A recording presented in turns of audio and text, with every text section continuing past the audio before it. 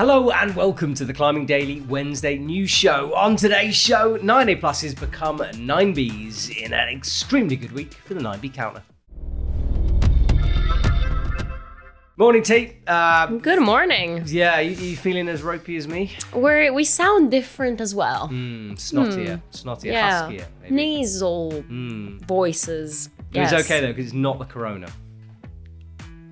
Sure. Because you got checked. I got checked. Yeah, so we're We're fine. We're fine. Don't worry about us. We'll just be a little bit more snotty than usual. But let's start off with some 9B news, this time from Domen S.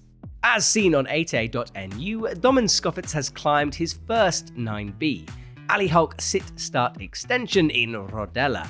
It took him just 3 days and he didn't use knee pads. There is currently some debate about the grade, with people thinking it's more like 9A plus with a knee pad. As he would admit, he hasn't had the best of comp seasons and it's great to see him back on real rock and crushing. Domen sent us a little video to explain more about the route. The last time I was here, I basically visited almost all the sectors except Alibaba Cave, and I said I'll just at least go and check it out. Somehow when I was there, like, people said like it's not worth to visit it, but when I was there I got psyched, and I said like, if I'm psyched, I'll try it, why not?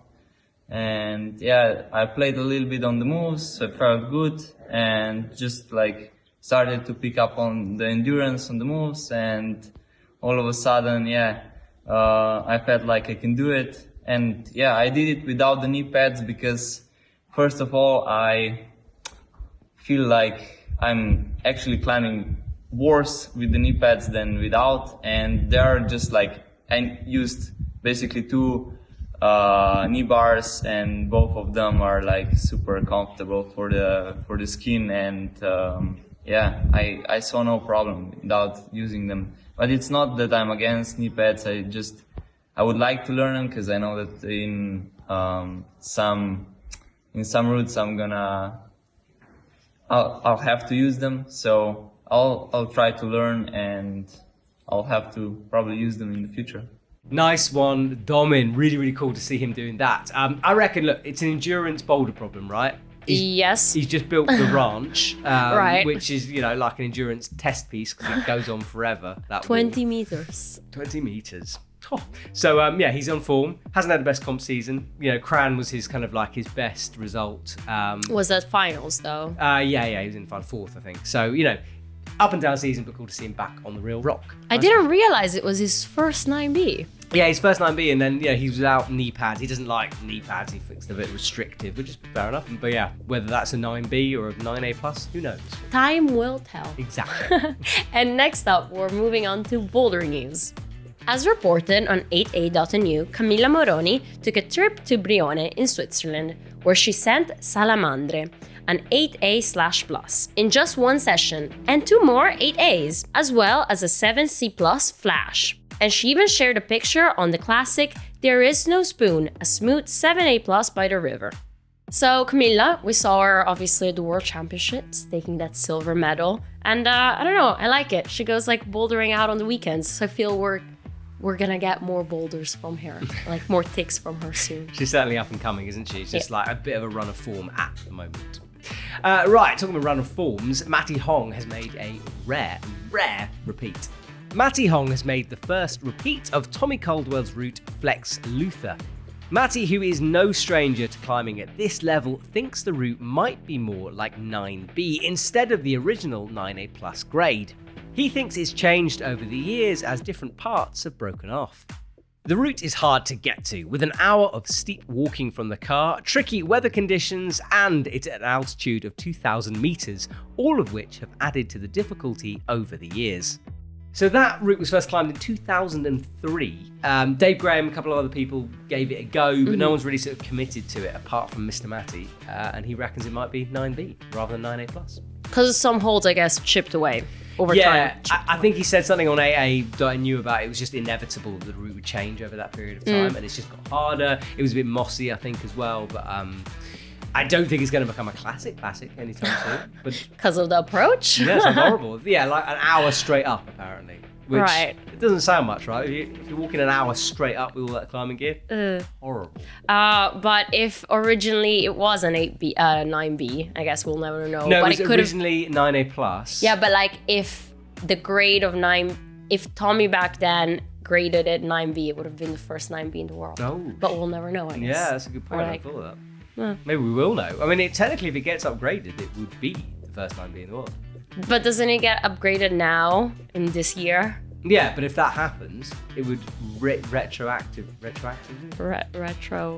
Retrograde? Yeah, I don't know. Ooh, there's some politics here. Who knows? Who knows?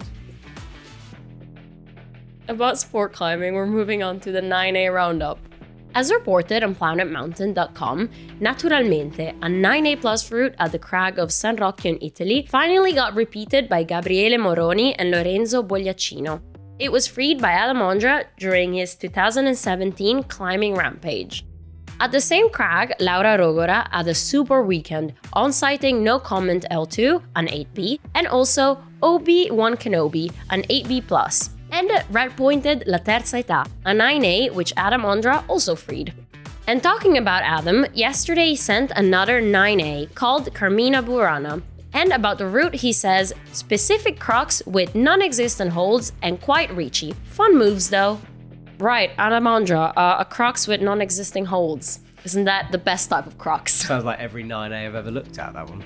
Just, Blank. yeah, anything above like 7C, I just can't see any holds anyway. They're all impossible.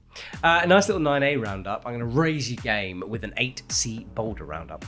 Sergei Skaradumov has made the first ascent of Hungry Dog, an 8C in Tversky. He tried the boulder last year, and this year he was back to deconstruct the moves as reported on 8A.nu. It's 7 meters high, slightly overhanging with bad crimps. Also seen on 8A.nu, Mikkel Neuenhuizen has climbed the 8C Fields Tanz in Kironico, Switzerland. It's a huge endurance boulder, and working out the sections, especially in just 3 sessions, is impressive. He was also sick during the process, so it certainly sounds like a fight. So well done to Michele. During that 8A interview, he talks about being sick. I feel his pain right now. Didn't have corona either, but he managed to send the route. Felt a bit better having had that first sickness day. But yeah, bit of a fight for him. Right, so we should go bouldering and send hard, right? Absolutely, yeah, let's go. Doctor's orders.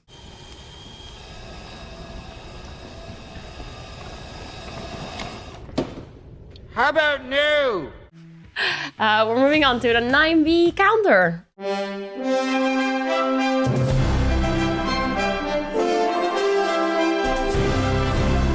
So we've got some 9Bs this week. We've definitely got one, which is Domen's Ali Hulk sit extension. definitely. Jobby. Well, I mean, who knows? There's enough people have climbed it. No one's downgraded it yet. I guess. It's not And he did it official. without knee pads. He it's did an it the 9B. proper way. Ridiculous. Anyway, so Domen is definitely on 9B counter. Matty Hong, look, Tommy did it at 9A+. He did it, reckons it's 9B. Let's give him the upgrade. you reckon? I like a good upgrade. Yeah, but it's not official yet, is it? It's like a suggestion. Well, Carlo's trying it. True. So I think we need to wait till Carlos sends it and confirms the grade. Because currently Tommy still thinks it's 9A+. He hasn't retracted that. Yeah, but what if Carlo's one of those modest climbers that goes like, no, maybe it's just 9A+. The boring climbers, yeah. Okay, well, Carlo, don't be boring. Don't stay on the fence. Give it that 9B upgrade and we can give you all points.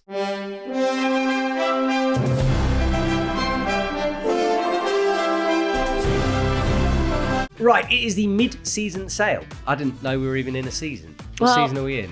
Autumn. Autumn. So it's mid-autumn sale. Yes, Fair that enough. makes sense. Fair enough. Up to 60% off some items on the EpicTV shop. And in fact, just generally, I asked our marketing people what they wanted me to talk about today. Specifically, they said sport climbing harnesses, hardware, climbing shoes, mid-season sale, and training gear. So that's a lot of things I'm not going to talk about. But what that does suggest is there's some bargains going on. So go onto the EpicTV shop, check out the links down below, and grab yourself a gear discount.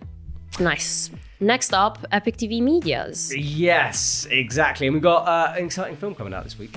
Oh, from La Sportiva, because La Sportiva Living Legends is back with Petra Klinger. Check out this teaser. Definitely, I was a determined kid. Maybe a bit too determined. For me, it was always like I wanted to be the best. I wanted to climb the hardest. I would like really have these tantrums if I couldn't climb the route in that one day.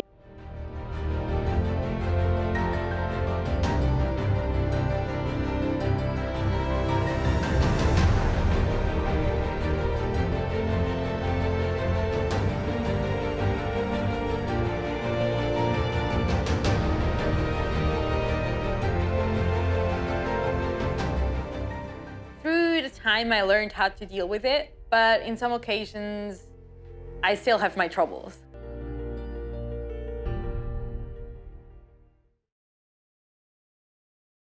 So that is being released this week. Very excited to see that series back. Some true living legends. And we've met one last week. Well, you met all of them probably. You have met all of them. Did you talk about Martina Demel? Yeah, we met Martina last week. That's pretty cool. That was very cool. We interviewed Martina Demel. She's one of the athletes. There's a few athletes coming for that series, so stay tuned to Epic TV. The other thing I wanted to briefly talk about is this Friday's gear show. I've been editing it. Beautifully shot by Dave Petts. It's about Rose Merritt. Now, Rose is one of my favourite people in the world. I met her when she was like this big at a crag. She's still maybe that big, but she's just getting more and more badass. Awesome. She's reviewing the Red Chili Puzzle kids climbing shoe. Check out this very small teaser. Climbing wise, I think I'm an outdoor lead and boulderer, but I'm trying to get more into trad. When I'm looking out for a pair of climbing shoes, I try to find ones that are comfortable and are nice to wear on the wall. At the moment, I'm wearing the Red Chili Puzzle climbing shoe, and I really like this shoe because they're very comfortable. The bottom of the shoe's rubber is a little bit thinner, so I can really feel the hold.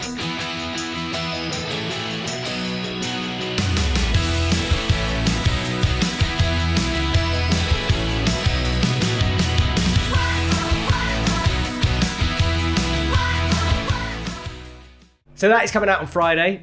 Rose is one to watch for the future. She pulls off the short, spiky hair look better than I ever could because I haven't got enough hair. You just chopped it off. That's true. I just chopped it off. It's gone. No more spikes. But she's definitely up and coming, right? Like she's done bouldering and sport climbing, and now she's trad climbing as well. Yeah, she's doing everything. She's with Hazel Finley and Katie Whitaker a lot. Her dad is also one of the coolest people. Look, I'm a big fan of Rose. So check this show out on Friday.